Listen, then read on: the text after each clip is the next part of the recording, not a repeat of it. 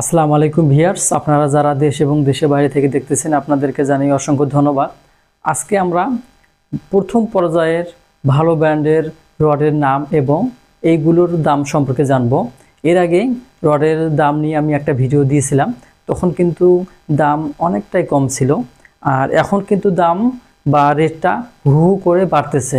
মনে রাখবেন, কখন এই রডগুলোর দাম বাড়ে বা এই ম্যাটেরিয়ালসগুলোর দাম বাড়ে, যখন এই ম্যাটেরিয়ালসগুলো মানুষ ইউজ করে বেশি, অথবা এই ম্যাটেরিয়ালসগুলোর কাঁচামালগুলো যেহেতু বাহির থেকে কিনে আনতে হয়, সেই কারণে কিন্তু আপনার এই দামগুলো বা এই রেটগুলো বেড়ে যায়।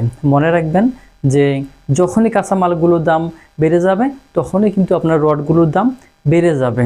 আর ভালো মানের রড এবং প্রথম শ্রেণীর যে রডগুলো থাকে বা যে উৎপন্ন করে, এই শ্রেণীর রডগুলো খাঁটি এবং ভালো রড। আর এমনিতেই আপনারা অনেক সময় লোকাল বাজারে কিছু বাংলা রড পাবেন, সেগুলো কিন্তু অনেক সময় যে পুরাতন রড বা পুরাতন ভাঙ্গড়ি এইগুলো গলিত করে এই রডগুলো তৈরি করে। তো অবশ্যই আপনারা যখন বাড়ি নির্মাণ করবেন তখন কিন্তু এই রডটাই আপনার প্রধান একটা উপকরণ, যেহেতু একটা বিল্ডিং জুড়ে এই রডের পরিমাণটা অনেক এবং এই রডের জন্য টাকাও অনেক লাগে। এই কারণে আপনারা দেখে শুনে ভালো মানের রড কিনবেন এবং যেটা বুয়েট পরীক্ষিত বা বিএসটিআই অনুমোদিত এই রকম ব্র্যান্ডের আপনারা রড ক্রয় করবেন। তো আমি চলে যাব আমরা বোটে আজকে যে প্রথম দিকের বা প্রথম শ্রেণীর যে রডগুলো, সেই রডগুলোর নাম এবং এর রেট আমরা লিখব। আমরা প্রতি টনের রেটটা লিখব। আমরা প্রথমেই আমাদের এক নম্বরে রাখবো আমরা BSRM। এই BSRM এই রডটার প্রতি কিন্তু সবারই একটা আকর্ষণ, সবাই কিন্তু চেষ্টা করে যে আমরা যথাসাধ্য পর্যন্ত এই BSRM রড দিয়ে কাজ করব। তো এই ক্ষেত্রে আমার এর আগে প্রায় এই BSRM এই রডের টন ছিল 82 টাকা। এক মাসের ভেতরে কিন্তু হু হু করে দামটা বেড়ে গেছে। তো এই জিনিসগুলো আমার, যেহেতু এই ভিডিওগুলো হচ্ছে ইঞ্জিনিয়ারিং সেকশনের কাজের সম্বন্ধে, তো আমি মাঝে মাঝে এই রেট নিয়ে আসি, অর্থাৎ সিমেন্টের রেট কিংবা রডের রেট। এই কারণে যে আপনারা যখন বাড়ি করবেন তখন কিন্তু অনেকেরই আইডিয়া থাকে না, বা অনেকেই হুটহাট করে রড কিনতে যান। আপনারা দামগুলো দেখে শুনে বাছাই করে এবং 10টা দোকান ঘুরে অন্তত একটি দোকানে দেখে শুনে এই জিনিসগুলো নেবেন, তাহলে আপনারা কি ঠকবেন না। আমরা প্রথমেই আমাদের BSRM রড আমরা লিখব। আমাদের এই মুহূর্তে আজকে তারিখ হচ্ছে আমার 3/2/2025 সালের রেট 91,000 টাকা পার কি টন। মনে রাখবেন আমরা টন হিসাবে আমরা বের করতেছি, আপনারা কেজিতে বের করে নিতে পারেন। 2 নম্বরে আমরা রাখবো GPS ইস্পাত। GPS ইস্পাত আমরা 2 নম্বরে রাখবো, আর এর রেট আমরা লিখবো 88,000 টাকা পার টন। পার হচ্ছে কি টন। এরপরে আমরা 3 নাম্বার লিখব ঢাকা স্টিল।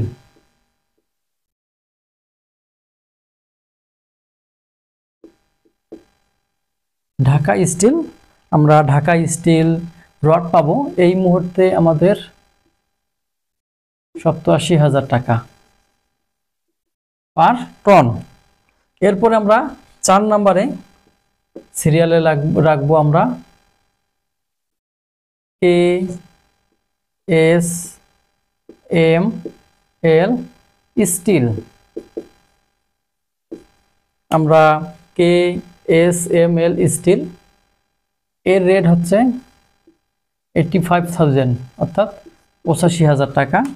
এরপরে 5 নম্বরে সিরিয়ালে আমাদের থাকবে SRRM, বা আমরা এর আগে লিখতে পারি যে রহিম স্টিল, রহিম স্টিল।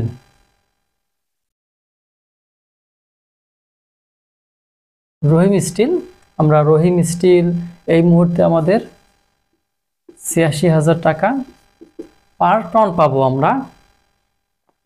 এরপরে আমরা 6 নাম্বার বা 6 নাম্বারে SRRM স্টিল এর রেট আমরা এই মুহূর্তে পাবো ৮৫,০০০ টাকা পার টন।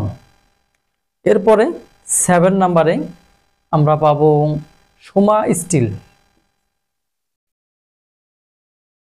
সোমা স্টিল।